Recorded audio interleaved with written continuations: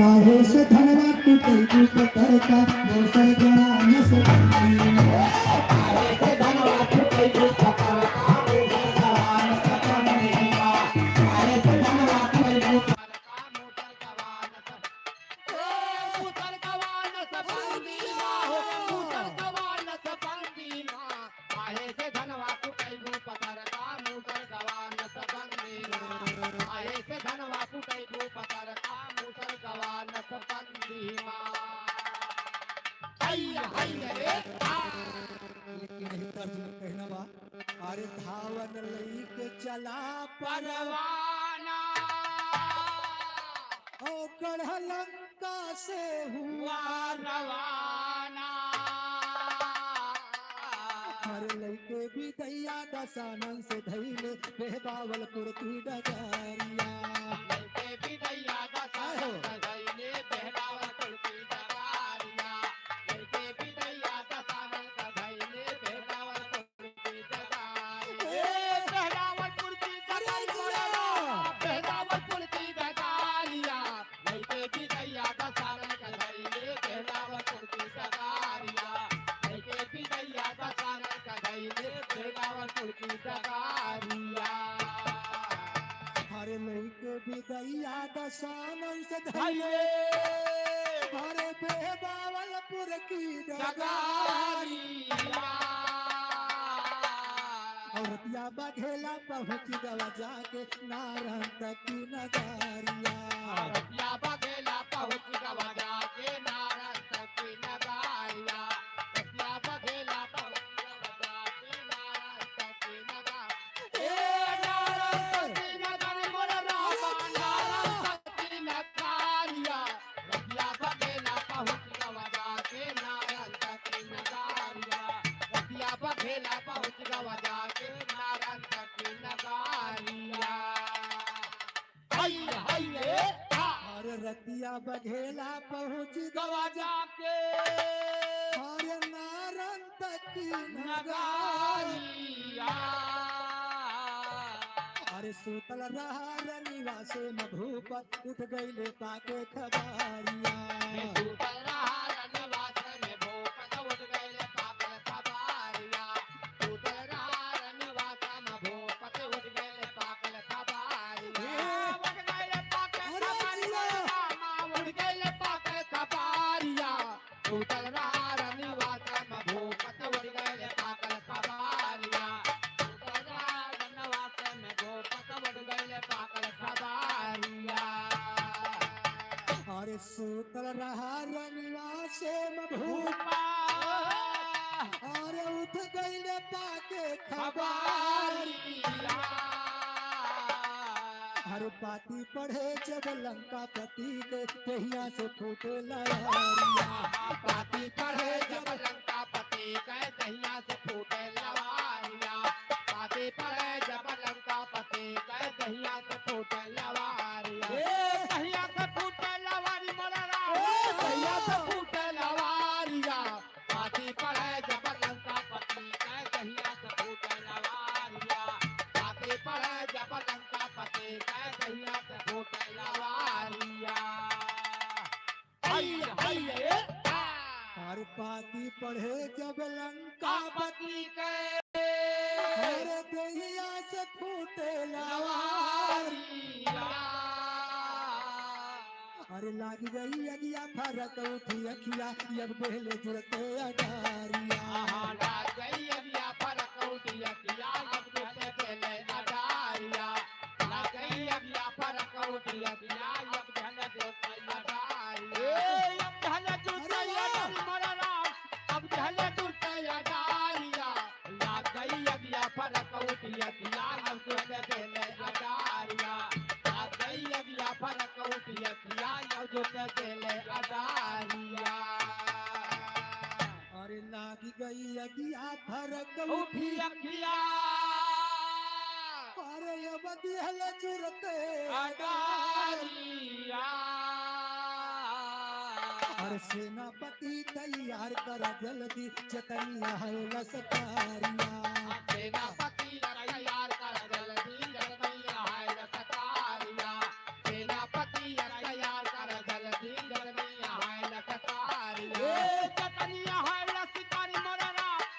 गजनी है लचकारिया सेनापति तैयार कर जल्दी गजनी है लचकारिया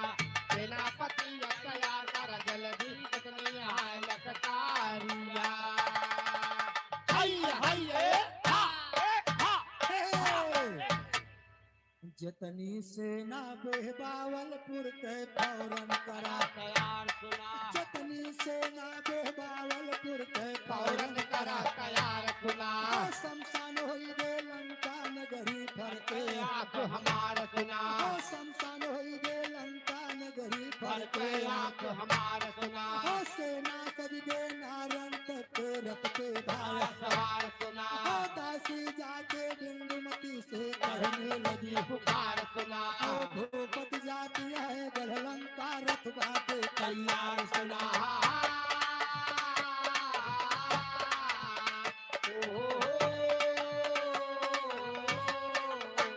भूपत जाती है गढ़लंका रथ बाटे तैयार सुना इतना सुनते बिंदुमती अब चली सजा के सुना पहुंची रानी रथ के आगे कंके सुनी पुकार सुना बिंदुमती बोली है प्रीतम अर्जी एक हमार सुना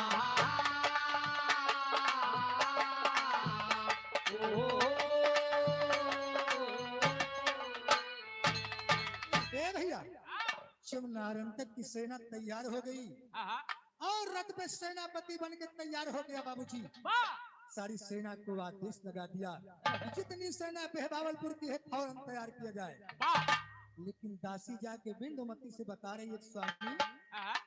और स्वामी लंका जाते ओहो लड़ाई करे हाँ भैया इतनी बतिया की सुनते रानी बिंदुमती बाबूजी नारायण तक की पत्नी का नाम था बिंदुमती वो आरती सजा के और अपने प्रीतम के सामने खड़ी हुई और बोलत स्वामी अपने सथवा हमहू के लिए आई चला ये भैया लेकिन का बोलत बा कैसे हारे लियाए चला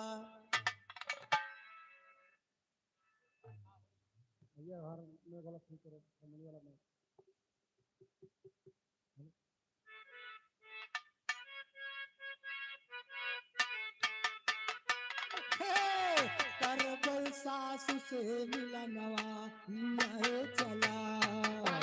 सास से मिलनवा लियाए चला कर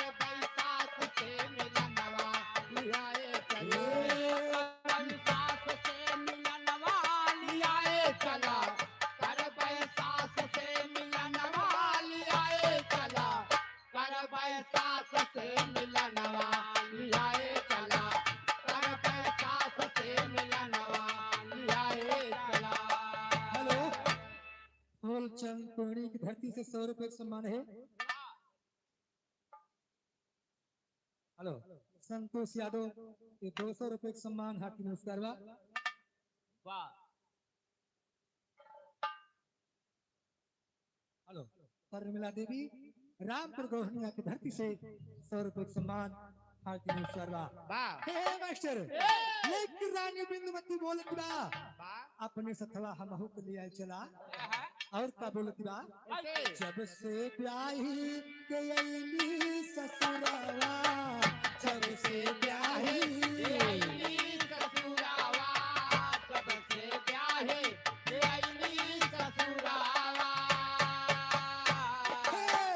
नाई घयल दर्शनवा लियाए चला नाहे बैल दर्शनवा लियाए चला नाहे बैल दर्शनवा लियाए चला नाहे बैल दर्शनवा लियाए चला नाहे बैल दर्शनवा लियाए चला कर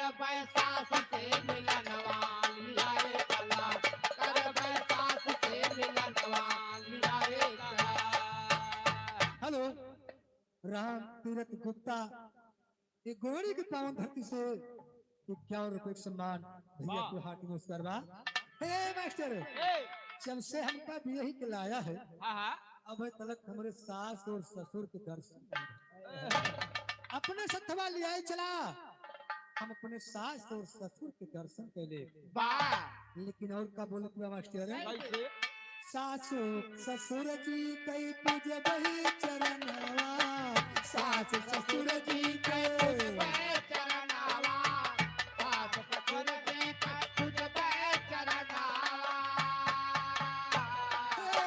लागल हमरो धियनवा लियाए चला, लागल हमरो धियनवा लियाए चला लागल हमरो धियनवा लियाए चला लागल हमरो धियनवा लियाए चला लागल हमरो धियनवा लियाए चला करबै सास से मिलनवा लियाए चला करबै सास से मिलनवा लियाए चला हेलो सर्वोज तिवारी, एक घटोली की पावन धरती से 51 रुपए का सम्मान भैया को हाथी नमस्कार बा। हे मास्टर, और रानी बिंदुमती बोलत बा कि मैंने आज तक जितना मकान देखा है केवल ईटा के और माटी के, और मैंने सुना है लंका सोने की बनी है। तो का बोलत बा, आज सोने की लंका दिखाएगा सवरिया, सोने की लंका बताएगा सवरिया सोने का लंका बताएगा सवरिया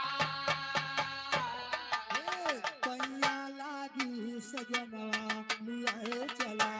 पैया लागी सजनवा लियाए चला पैया लागी सजनवा लियाए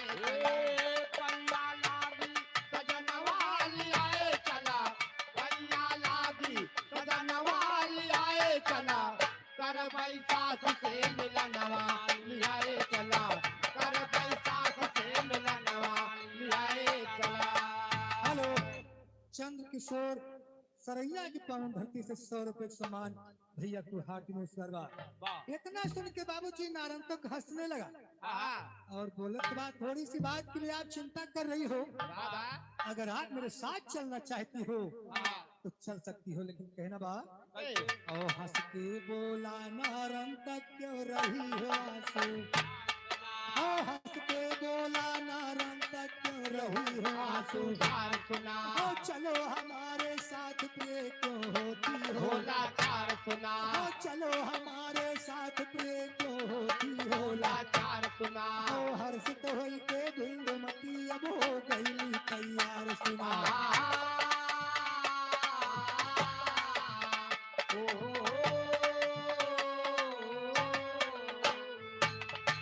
नारी लीला तोहरे गुण गावत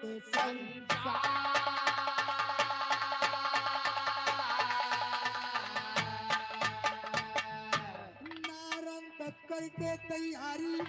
चलिबा गढ़लंका किवारी, बदला लेने को बलकारी ओ भारी सेना संग में करत चली जय,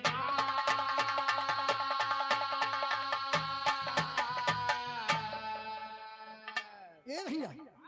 यह देखा नारंग तक जब लंका में पहुंच रहा है तो देख तो बस सारी लंका एकदम वीरान हो चुकी है, लेकिन आगे कहना क्या हुआ मास्टर, अरे पहुंचा गढ़लंका दर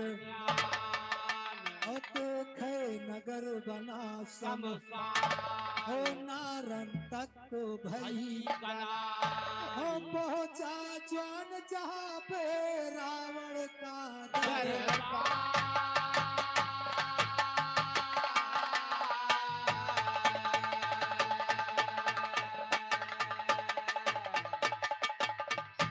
और रावण का दरबार जहाँ पर नारंग तक वहाँ आया है हो, रावण का दरबार जहाँ पर नारंग तक वहाँ आया है हो, खबर गई जब दस्तंदर को खुशी से वापस आया हो, है जाके नारंग तक चरणों में पिता के शीश झुका, झुकाया है हो नारंग तक बोला है बापू कैसा तूफान आया हो, है कैसे हुआ युद्ध राम से कौन आग भड़काया है कपट त्याग के कहो पिताजी तब रावण बतलाया है,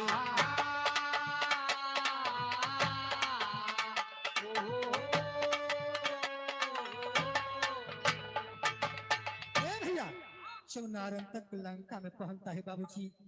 सबसे पहले अपने पिताजी के चरणों में शीश को झुकाता है वाह और आशीर्वाद लेता है। नरंतक पूछत बा ये तूफान कैसे आ गया और ये युद्ध कैसे हुआ। वाह तब रावण अपने बेटे नारंतक से बता रहा है, लेकिन बताओ कैसे बा मास्टर। कैसे अरे बोला है रावण बलबी और भर के नयनवा में नीर अब जंगीर साढ़े साती भैसार ललना अब जंगीर साढ़े साती भैसार सवाल ललनायब जंजीर साढ़े साथी सवाल ललनायब जंजीर साढ़े साथी सवार ललना अब जंगीर साढ़े साती भैसार ललना अब जंगीर साढ़े साती सवाल ललनायब जंजीर साढ़े साथी सवाल ललनायब जंजीर साढ़े साथी हेलो शेष नारायण तुबे ये घोड़े के पावन धरती से 200 रुपए का सम्मान भैया को हाथ में उसका लेकिन आगे कहना बा कैसे अरे पहले हमसे कई के तेरा अरे अवध के दोनों राजकुमार तोहरी बुआ के ले लेना किया उतार लेना तोहरी बुआ के ले लेना किया उतार ललना तोरी बुआ के ले लेना की उतार ललना तोरी बुआ के ले लेना उतार ललना तोहरी बुआ के ले लेना किया उतार ललना तोहरी बुआ के ले लेना किया उतार ललना तोरी बुआ के ले लेना की उतार ललना तोरी बुआ के ले लेना किया अरे सुन के कर दूसर बलिदान आई हर करने गए राम से लड़ाई भेजे है दोनों का सिर फोड़ के